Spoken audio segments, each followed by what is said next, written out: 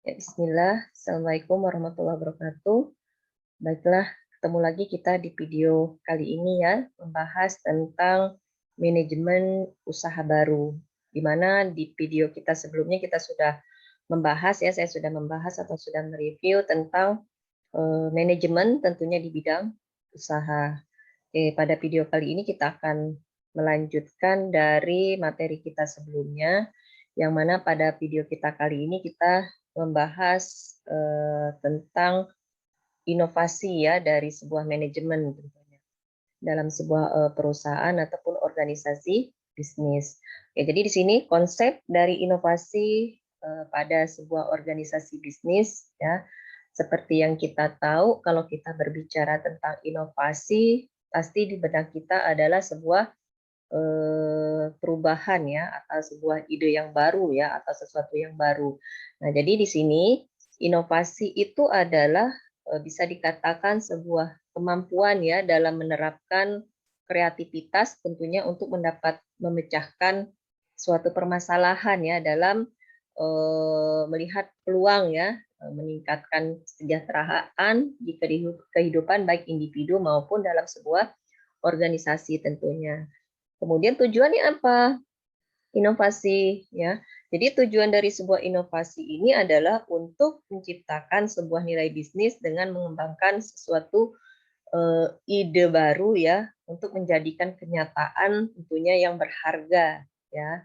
Jadi untuk menciptakan sebuah ide baru atau untuk menciptakan sebuah perubahan ya dari yang sudah ada, kemudian kita gali lagi dengan ide yang baru, maka akan menciptakan sebuah perubahan yang baru ya. Jadi perubahan lingkungan yang dihadapi perusahaan itu bisa memberikan kesempatan untuk menciptakan peluang baru tentunya ya, dan berbeda juga melalui sebuah inovasi yang sistematik ya, tentunya yang memerlukan sebuah perubahan itu secara lebih terorganisir ya, atau lebih terarah sehingga memiliki kesempatan untuk menciptakan inovasi yang baik ya dalam ekonomi maupun di sosialnya. Jadi kalau kita berbicara inovasi, memang ya inovasi itu sesuatu ide yang baru, yang mana yang tadinya sudah ada, kemudian kita inovasikan dengan suatu ide yang baru tadi, sehingga terciptalah sebuah peluang baru dan perubahan yang baru tentunya ya. Oke, saya next dulu. Nah, inovasi juga bisa dikatakan sebagai suatu ide yang baru atau yang bisa memberikan nilai tambah ya bagi sebuah perusahaan. Dan ketika sumber-sumber perusahaan itu sudah ada perubahan, maka dia merupakan bisa dibilang sesuatu yang unik ya. Dia lebih berharga serta juga sulit untuk ditiru, maka dia merupakan sebuah perusahaan yang dikatakan telah bisa mempertahankan kondisinya menjadi sebuah perusahaan yang mampu bersaing tentunya ya terhadap para para kompetitornya. Jadi peluang usaha apapun ya itu akan ada yang namanya inovasi. Mau bisnis apapun itu akan ada hubungannya dengan inovasi ya. Kalau dia tidak berinovasi maka apalagi dengan perkembangan ya, di bidang apapun itu pasti akan ada perubahan ya. Makanya kita akan bisa dikatakan harus ya berinovasi. Nah, tipe inovasi. Nah, tipe inovasi di sini ada 5 tipe ya yang bisa dikatakan untuk bisa berinovasi ya. Yang pertama yang dikatakan inovasi di sini adalah inovasi produk ya. Jadi inovasi produk yang bisa melibatkan pengenalan barang baru tentunya dan juga pelayanan yang baru yang secara substansial untuk bisa dikatakan lebih meningkat ya, yang mana nanti dia melibatkan peningkatan dari sebuah karakteristik fungsinya ya, kemampuan teknisnya dan juga mudah menggunakannya. Contohnya ya di sini kita bisa lihat telepon genggam atau HP ya. Dari waktu ke waktu HP merek A itu akan ada selalu yang perubahan atau selalu berinovasi atau selalu bersaing dengan merek-merek yang lain ya, atau berlomba-lomba untuk berinovasi dalam bersaing di dunia di dunia bisnis tentunya. Kemudian komputer. Nah, komputer juga ya, seperti kita tahu speknya begini begitu dan lain seterusnya. Kemudian kendaraan. Nah, kendaraan juga ya, setiap waktu juga atau setiap tahun lah ya pasti itu akan ada yang namanya perubahan. Merek ini nanti dia ada fitur atau penambahan apanya pasti ada yang baru. Ya. Kemudian itu dari segi produk. Kalau kita berbicara inovasi dari segi produk itu sudah pasti banyak sekali ya. Itu hanya sekadar contoh saja di sini kita lihat dari HP ya, komputer dan kendaraan. Kemudian yang kedua adalah inovasi dalam proses ya. Nah, inovasi dalam proses di sini dia lebih melibatkan kepada sebuah implementasi ya dalam peningkatan kualitas produknya ya tentunya dari segi kualitas produk yang baru atau juga pengiriman barangnya ya karena di sini kita membicarakan tentang prosesnya ya kalau ada proses itu berarti ya dari segi kualitas kalau dari produk yang bisa kita lihat atau di sini kalau misalkan dalam bentuk jual beli lah katakanlah ya di sini ada pengiriman barangnya seperti apa peningkatan dari inovasi yang dia tingkatkan ya atau yang bisa dia tawarkan untuk produknya itu yang kedua. Terus yang ketiga adalah inovasi pemasaran. Nah, ini juga nih, ini sangat penting ya. Inovasi pemasaran di sini mengembangkan metode untuk mencari pangsa pasar baru dan juga bisa meningkatkan kualitas desain, pengemasan, dan juga promosinya ya. Apalagi tekniknya macam-macam. Kalau sekarang kita lihat orang itu masih sedikit atau bukan masih sedikit ya, tapi sudah agak sedikit yang membutuhkan segi pemasaran yang bentuk atau sifatnya itu kayak kertas, tapi orang itu sudah lebih tertariknya melihat lebih ke media ya, media sosial seperti yang kita tahu media sosial itu apa saja yang bisa kita manfaatkan untuk memasarkan usaha kita ya atau produk kita dan lain sebagainya. Bagaimanapun cara kita mempromosinya, mengiklankannya, ya iklannya juga dengan cara yang bermacam-macam cara ya. Mau medianya hanya bentuk tulisan atau dalam video dan lain sebagainya, ya. Kemudian yang keempat yaitu inovasi dalam organisasi. Nah, jadi inovasi dalam organisasi di sini adalah kreasi dari sebuah organisasi yang baru ataupun praktek bisnisnya dan juga cara menjalankan organisasi ataupun perilaku dalam berorganisasi. Nah, inovasi dalam organisasi di sini bisa kita contohkan yang namanya organisasi pasti harus ada inovasi, bukan hanya dengan SOP yang sudah ada, pasti kita akan mau menambahkan dengan SOP yang baru lagi. Oh, kita mau metodenya seperti ini, seperti itu, dan lain sebagainya. Jadi sangat diperlukan sekali ya ketika kita menjalankan sebuah organisasi ataupun dalam berperilaku dari sebuah organisasi itu sendiri. Ya. Kemudian yang kelima adalah inovasi model bisnisnya. Ya, inovasi model bisnis bisa mengubah cara berbisnis itu berdasarkan nilai yang dilihat atau yang bisa dikatakan yang dianut di sini ya. Jadi mengubah cara berbisnisnya, kalau sekarang medianya adalah media sosial yang lagi tren, mau TikTok ataupun IG ataupun Facebook ya dan lain sebagainya. Nah, itu bisa dimanfaatkan semuanya ya dari inovasi model bisnisnya ya. Jadi itu tetap mempertimbangkan ataupun melihat perkembangan dari sebuah apa ya bisa dikatakan inovasi yang lagi tren ataupun yang ada di depan mata kita. Nah, itu juga tak luput dari yang namanya peluang. Ya, semua itu berdasarkan peluang. Kita bisa berinovasi itu berdasarkan apa? Berdasarkan peluang. Ya. Oke. Kemudian inovasi harusnya seperti apa sih? Ya, sebaiknya seperti apa? Oke, jadi di sini ada 4. Yang pertama, apabila ingin memperoleh kesuksesan, maka inovasi yang diciptakan itu haruslah yang sifatnya itu sederhana dan juga bisa dikatakan fokus.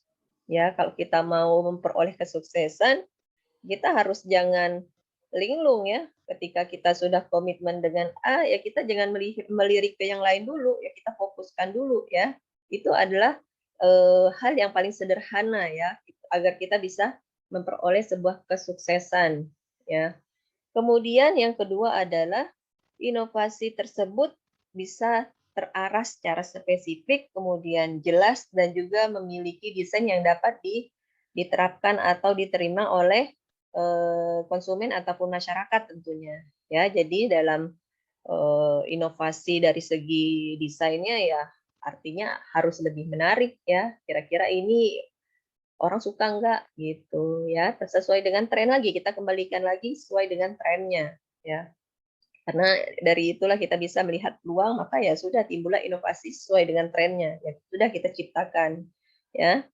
Kemudian dalam prosesnya sebuah inovasi tersebut akan menciptakan pelanggan dan pasar yang baru. Nah, di poin ketiga sudah pasti ya, kalau kita sudah mulai komitmen untuk berinovasi dengan yang sudah kita punya, kemudian kita fokus, kemudian kita arahkan ya lebih spesifik, kemudian lebih jelas, desain lebih bagus dan lain sebagainya yang bisa kira-kira diterima sama pelanggan konsumen kita ataupun masyarakat luas tentunya ya.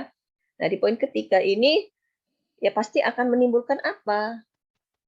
Ya pastinya tentu akan kita bisa menciptakan sebuah pelanggan ataupun pasar yang baru tentunya untuk kita sendiri ya dan juga orang banyak tentunya. Ya. Kemudian yang keempat adalah dengan banyak berinovasi yang lahir dari penelitian yang serius dan juga terarah berdasarkan adanya peluang-peluang. Nah, seperti saya katakan tadi ya, setiap inovasi itu pasti melihatnya berdasarkan peluang. Jadi banyak sekali inovasi itu lahir dari penelitian. Penelitian itu timbul berdasarkan apa? Berdasarkan apa yang dilihat. Berdasarkan yang dilihat itu apa? Peluang. Kalau memang di bidang usaha ataupun dalam manajemen kita ya tentunya ataupun di dunia bisnis.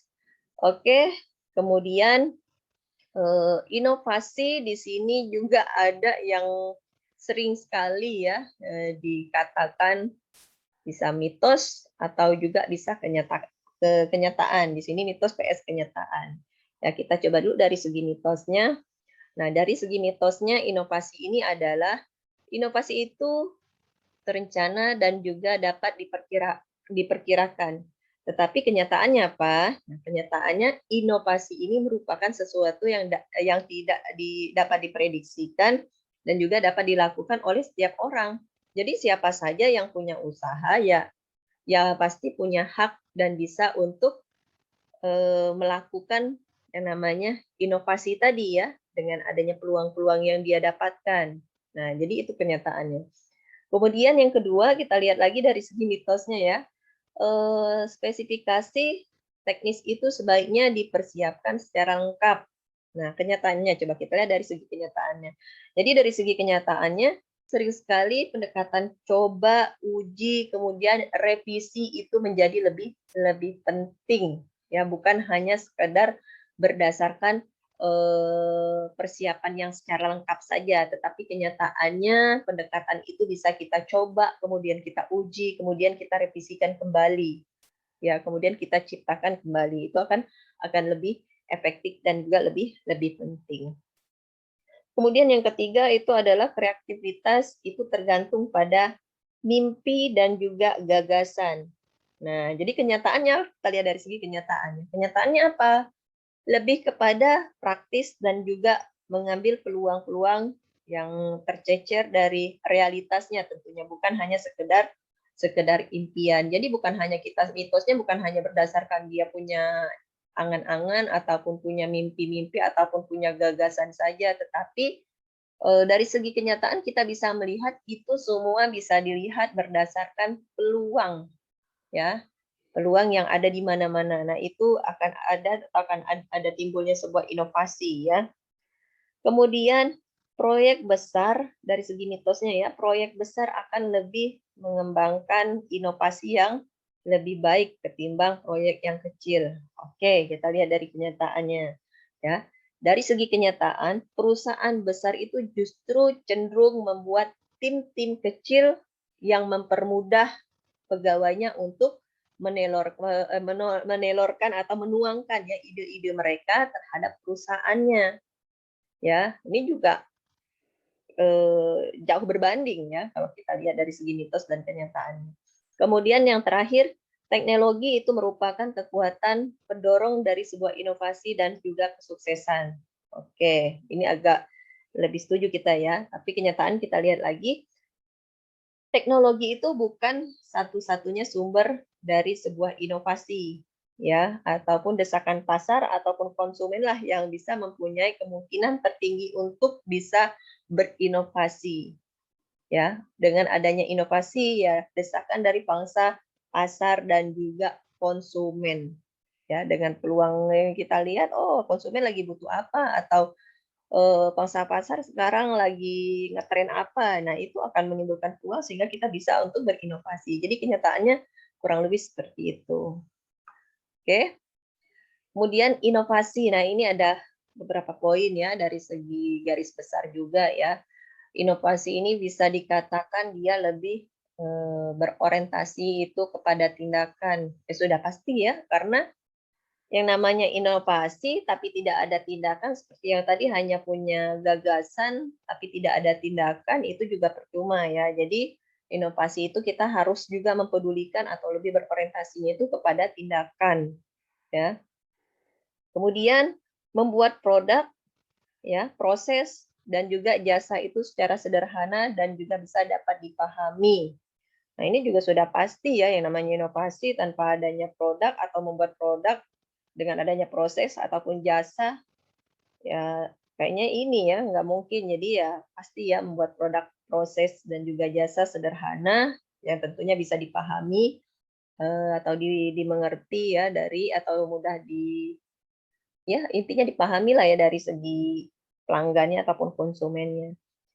Kemudian memulai dengan yang kecil. Nah, inovasi itu tidak mesti harus kita langsung ke misalkan dari 1 sampai 5 kita mau langsung ke 5. Yang nggak mesti harus seperti itu ya, tapi kita bertahap. Mungkin dari 1 ya ke-2, ya baru ke-3, baru ke-4 dan ke-5 ya sesuai dengan kemampuannya. Jadi nggak mesti harus yang besar ya, tapi memulai bisa dari yang kecil. Kemudian tujuannya besar, ya sudah pasti ya namanya setiap orang adanya perubahan, tujuannya itu pasti besar ya, mengharapkan sesuatu yang lebih ya dengan adanya perubahan. Jadi bertujuan besar ya sudah pasti ya. Kemudian menjalankan konsep coba, uji, dan revisi. Nah, seperti kenyataan yang tadi ya, ada mitos dan juga kenyataan dikatakan juga harus ada atau harus bisa juga ya menjalankan ya tadi coba dulu, uji dulu, kemudian baru kita revisikan kembali. Ya, jadi harus ada konsep coba, uji, dan revisi. Bukan kucuk-kucuk kita apa ya, menuangkan inovasi baru, kemudian ada perubahan, tapi tanpa ada coba uji tadi. Ya, langsung kucuk-kucuk langsung kita pasarkan. Ya, tidak seperti itu juga ya. Jadi lebih menjalankan konsep coba, uji, baru direvisikan lagi. Kemudian harus bisa belajar dari kegagalan.